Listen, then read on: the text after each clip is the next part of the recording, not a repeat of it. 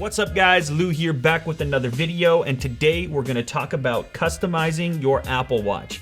As you see here, I have a third-party band installed on my watch. This has like a carbon fiber look with some red stitching. It's just a basic band off Amazon. I'll actually link it down in the description if you're interested. But essentially, I've gone ahead and installed this instead of the stock leather band that came with my Apple Watch. Now you're probably wondering, Lou, how did you do that? Because I've seen all these different Kickstarter projects for adapters that people are saying are necessary to swap out your watch band, or maybe you've seen Apple's other bands that are available for purchase independently that start at around $200 and go to $600. But I'm here to show you the simplest, most straightforward way to put any watch band you want onto your Apple Watch using a simple, inexpensive screwdriver. What? Really?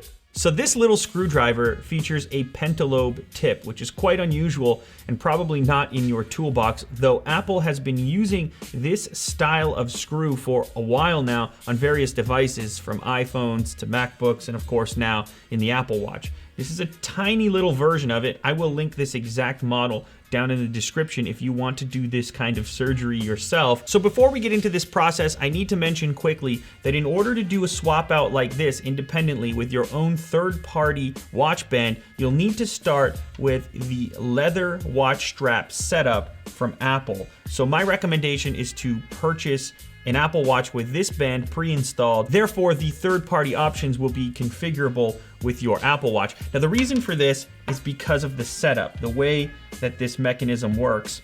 On the leather band, you have this metallic loop here that goes through, as opposed to some of the other band styles which travel straight into the metallic connector itself. And when you remove these, you'll notice right away on the leather band setup that you have these two screw points here, tiny, tiny little pentalobe screws.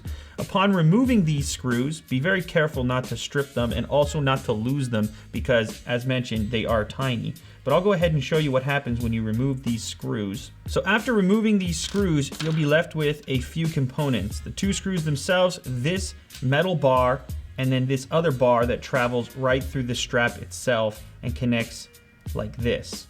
So this part is the key component. This is what will enable you to install any watch band, any standard watch band that uses this same style. And believe me, there are tons to choose from, so you can set something up that's completely unique to yourself, no Kickstarter required. So reinstalling the strap works exactly the same way as you break it down.